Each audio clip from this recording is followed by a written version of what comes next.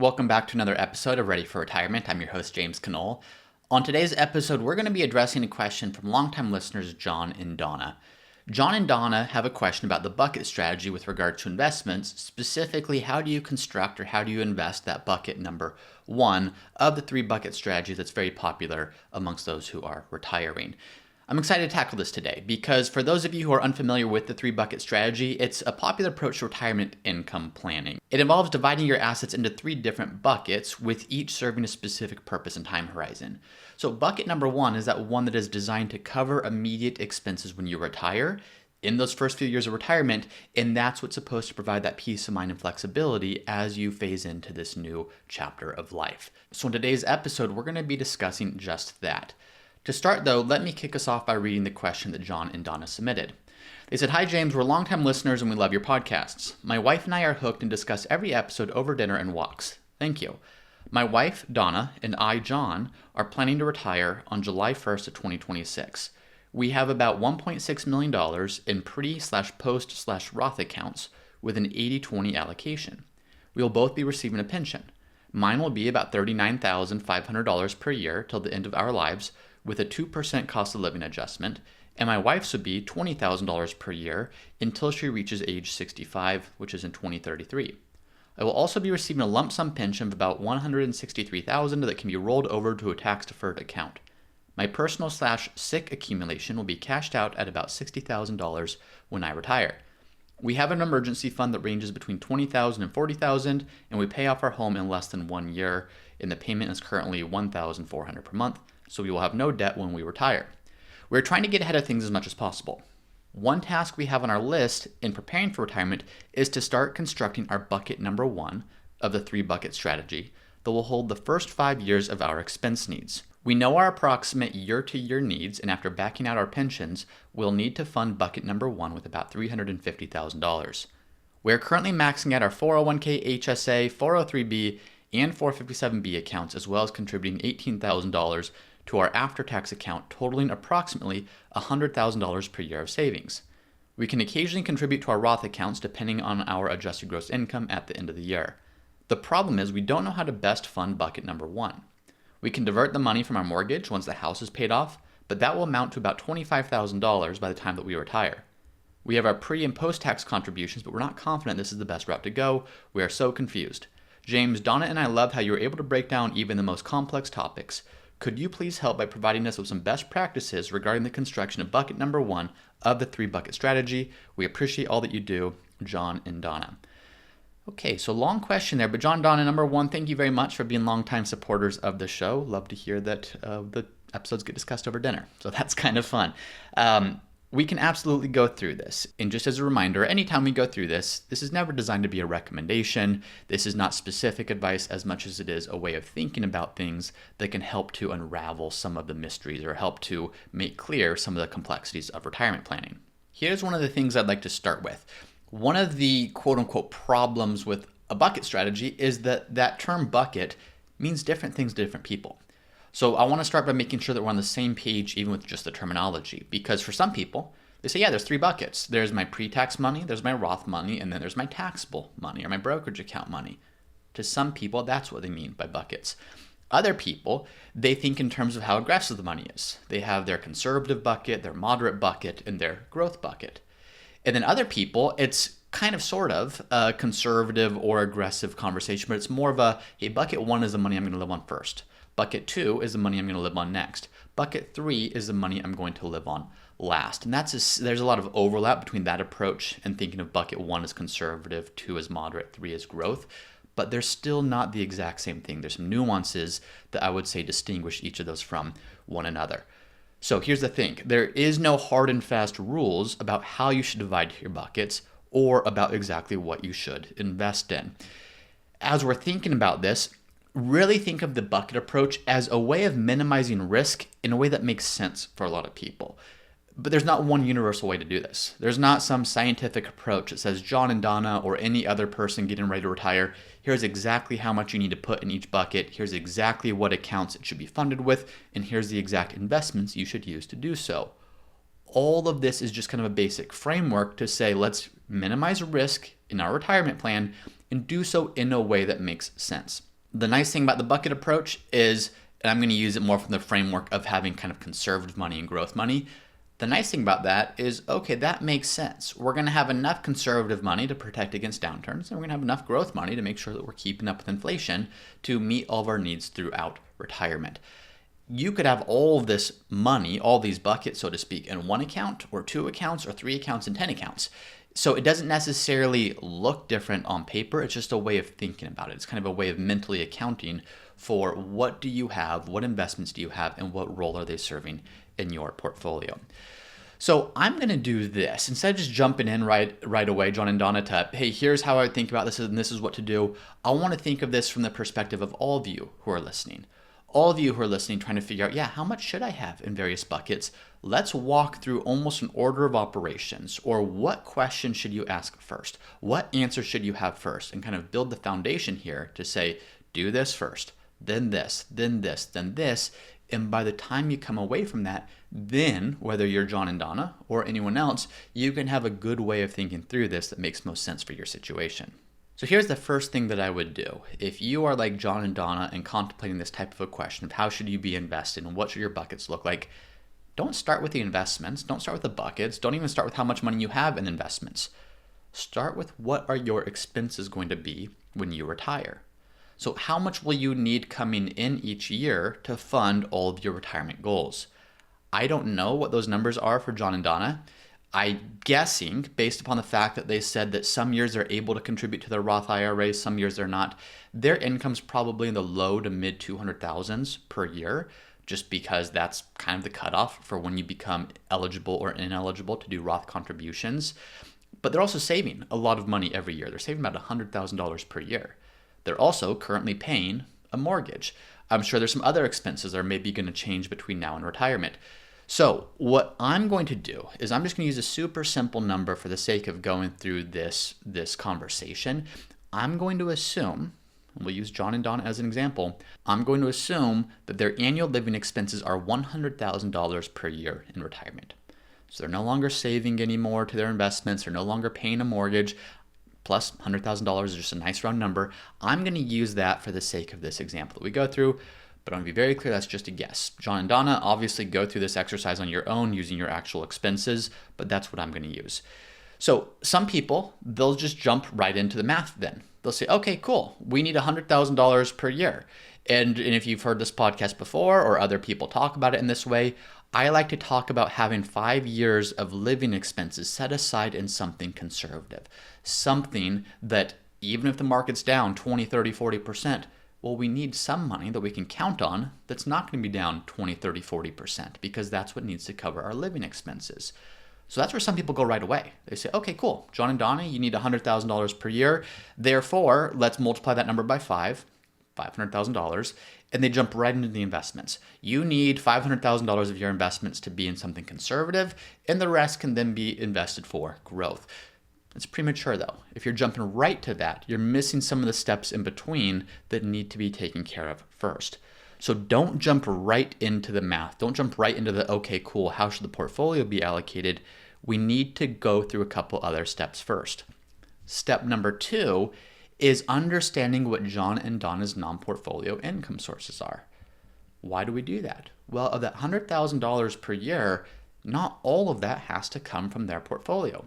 They'll have pensions. I don't know if they'll have Social Security or not. It doesn't mention this in the question, but they do mention pensions. So they'll have pensions that are covering a portion of that annual living expense needs. So we need to start by understanding what does that look like next. Well, we know John has a pension of $40,000 per year. Technically, he said it's $39,500 per year, but I'm just going to round that up to $40,000 for the sake of easy math on this podcast. So John's pension, I'm assuming, is $40,000 per year.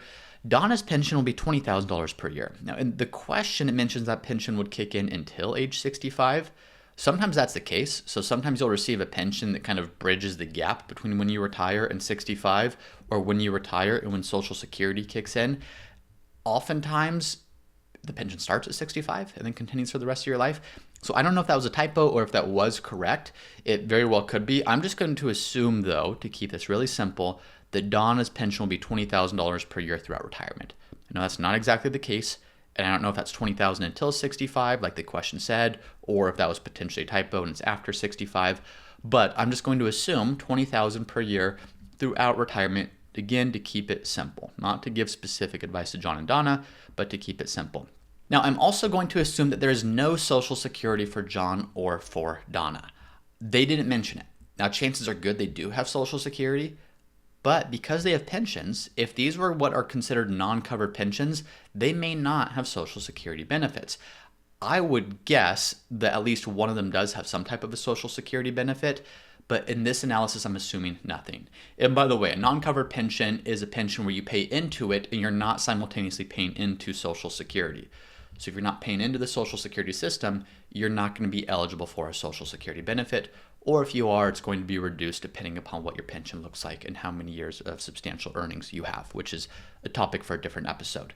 But bottom line, for step number 2, what are your non-portfolio income sources?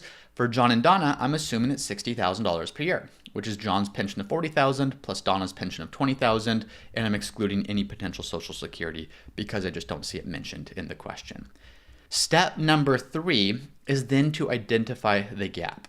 So this is a pretty simple step. At least it's pretty simple until you start factoring in things like inflation, factoring in things like taxes, factoring in things like staggered income sources, like Donna's pension actually, which doesn't seem like it's going to be there forever, but really only up to a certain time or starting at a certain time. But to start, just for the simple framework, do subtraction. So what's the gap? Well, they need $100,000 per year, and $60,000 per year is coming in from non-portfolio income sources. The gap is $40,000. So what we've done so far in steps 1 through 3 is number 1, we've determined their expenses. We're assuming $100,000. Step number 2, what are their non-portfolio income sources? We're assuming $60,000. Step number 3, determine the gap, which is $40,000, just doing some simple subtraction. Step number 4, now we get to the portfolio piece. Now we actually start getting to the what buckets should you have to meet these needs.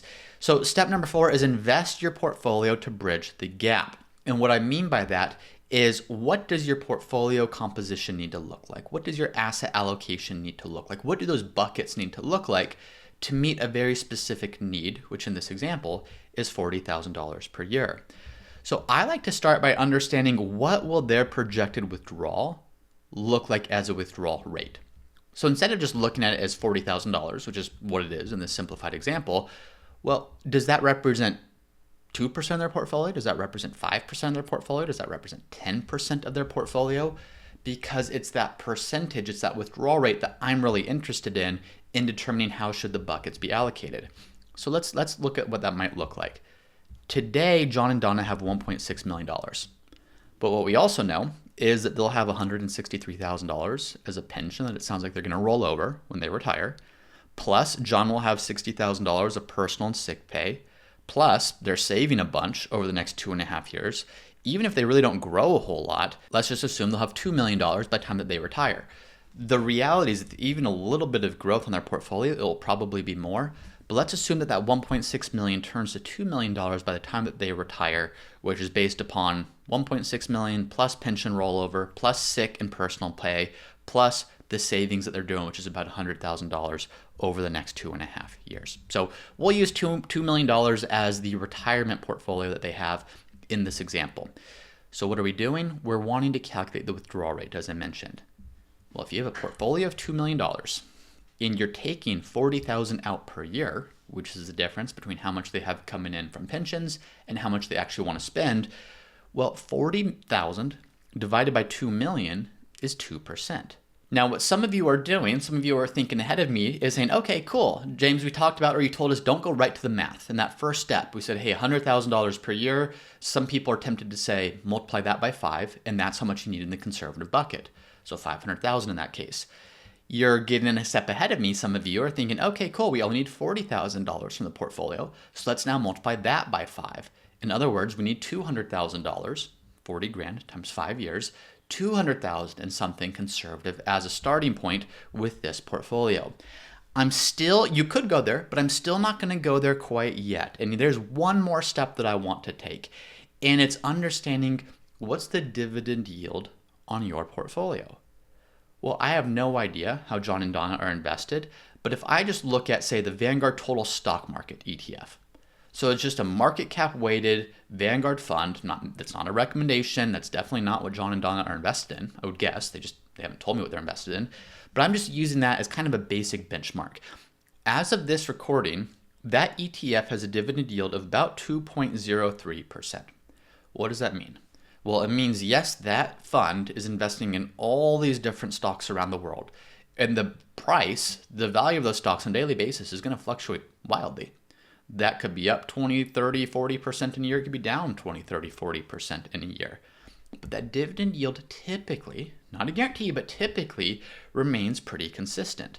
So if you have a $2 million portfolio that hypothetically was fully invested in something generating 2.03% dividend yield, that's $40,600 per year that you can expect to receive in dividends. The wonderful thing about dividends, and by the way, I'm not saying that this is the approach that you should take or that I would even recommend. I'm just using it as a starting point or as an example. The wonderful thing about dividends is on average, they tend to increase at a greater clip than inflation. So if you're trying to say, how do I maintain my purchasing power throughout retirement? Well, if your income is coming primarily from dividends, there's no guarantee that will increase faster than inflation. But historically, they've outpaced inflation by a little over 2% per year, which is pretty significant. It means, yes, you have income today, and that income most likely will outpace inflation over time. So this is where I'd ask the question, do you need a conservative bucket? So John and Donna, your question was, how do we invest bucket number one? In any situation, not just this, but whether it's, hey, how much should I convert? How much should I withdraw? How much should I do anything? I try to look at the opposite first. So for this question, how much do we need in bucket one? My first question would be, do you even need bucket one?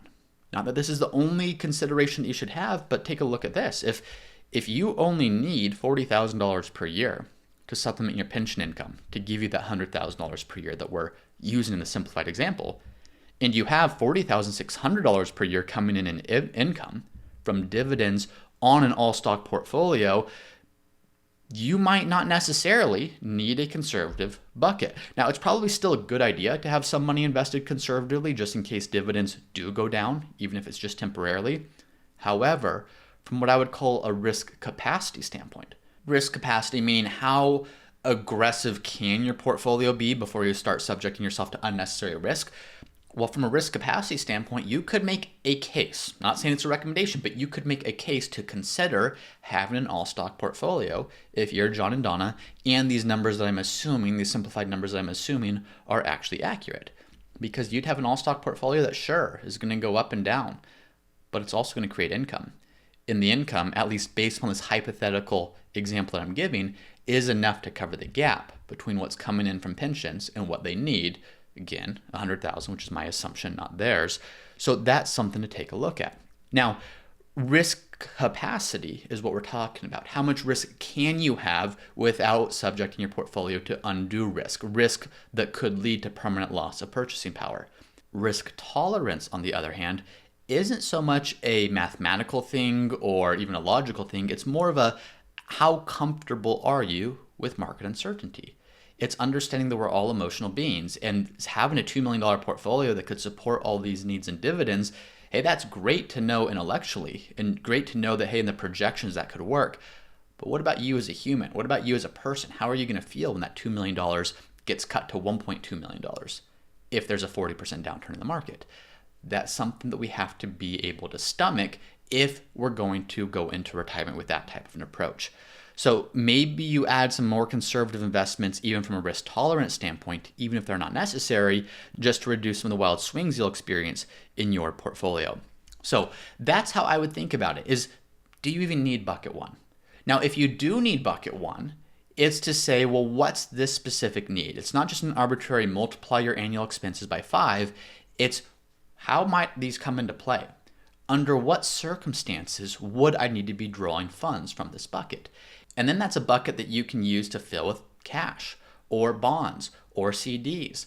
Now, ideally, if you're using bonds, for example, you're using bonds that have shorter durations or shorter maturities. And I say that because if you look at 2022, when interest rates spiked faster than they've ever spiked before, if you held, say, a 30-year bond, your bond value dropped by 30% or more in that year, depending on which bonds you were holding. So what good does that do you if your conservative bucket drops by 30%? while your stocks are also dropping by 20% or more. Does you no good. It defeats the purpose. So that's where it's important to know there's many different ways you can use bonds in your portfolio. Some people use them as like a ballast of, okay, what types of bonds tend to go up when stocks go down? That's kind of the approach that says, how do we level out, how do we smooth out returns? No guarantee that you're going to do that every year, but that's one approach. Another approach, the bucket approach, is to view bonds more like the emergency fund of your portfolio. How can we put something here that we're going to give up some growth potential on, but we can have a pretty good sense of certainty, not perfect certainty because we can never have that, but we have pretty good odds that this money is going to be here and is going to be stable for us, that we can access it when stock markets are down. So that's why ideally you want shorter term, more conservative bonds, more conservative instruments that don't have the potential to be down 20, 30, 40% when your stocks are also down. Otherwise, that defeats the whole purpose. But what I want to make sure that we're starting to understand as we wrap up today's episode is understand the bucket approach is a risk capacity exercise. And when you're determining your portfolio allocation, part of it is risk capacity, part of it is risk tolerance. Risk capacity, again, comes down to how much do you need in conservative investments to protect against market downturns. The answer could be nothing. For example, if you only need 1%, 2% of your portfolio each year as a withdrawal, you don't technically need those conservative instruments to live on because the dividend yield on your portfolio, try to bake in a buffer for some short-term dividend cuts if necessary, but the dividends on your portfolio could continue to meet your needs. Therefore, you're not having to sell stock, you're not having to sell the principal that you own when markets decline. Versus if you're taking out a higher amount from your stock portfolio, then it's probably a combination of dividends that you're living on plus selling the principal, selling some of the actual asset, some of the stock that you own to free up that cash. So those are two very different scenarios, but understand that the bucket approach is a risk capacity exercise. The two main buckets that I like to think of, yes, some people think 3 buckets. To me, keep it simple. The two main buckets, and now within the buckets, you also want to diversify further and have a really intentional approach here, but you have your conservative bucket, which is cash, bonds, CDs, assets like that. And then you have your growth bucket, which is stocks of all different varieties. The traditional 60-40 retirement portfolio, that's kind of like a default retirement portfolio, but there's not a ton of intentionality behind it as it pertains to your situation. So when some people go to retirement, they say, okay, 60-40, but no, think about it from this bucket approach. Why do you need that 40? Now, maybe you do need that 40, but if you do need that 40% to bonds or cash, do you go through an intentional exercise to determine, yeah, that actually happens to be the amount I need in conservative assets to support my specific situation? Or are you just doing that because it's more of a cookie cutter default portfolio that a lot of people have in retirement? Now, finally, other steps, John and Donna, or any of you listening, test contingencies. These numbers that I'm walking through, they're simplified, but they work if every assumption that we make comes to happen as we assume it. But what are the contingencies? Well, what if expenses are higher than we thought they would be? What if there's medical expenses? What if one of them passes away? So I don't know if Donna, for example, has a survivorship option on her pension. I know John mentioned that he does. If Donna passes away right away and she doesn't have that survivorship option, well, $20,000 of income goes away. So how does that change how much needs to come from your portfolio to now meet the difference between your income needs and what's actually coming in non-portfolio income?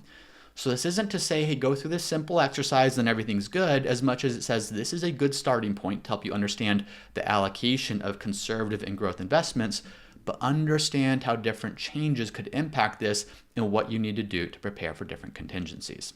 So John and Donna, thank you as we wrap up for that question. I hope this makes for some exciting dinner conversation. If you are listening, you've enjoyed this podcast, and you're listening on Apple Podcasts or Spotify, would really appreciate it if you would leave an honest review on that platform. It does really help people find this show. And the more people that find the show, the more people can be prepared for retirement, which is always a good thing.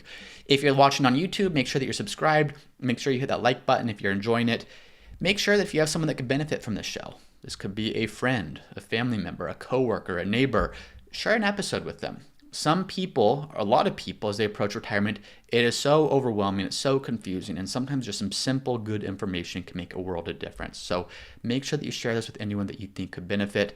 Really appreciate all of you supporting the show, tuning in week after week. John and Donna, again, thanks for the question. Thank you to all of you for listening, and I'll see you next time. Once again, I'm James Knoll, founder of Root Financial, and if you're interested in seeing how we help our clients at Root Financial get the most out of life with their money, be sure to visit us at www.rootfinancialpartners.com.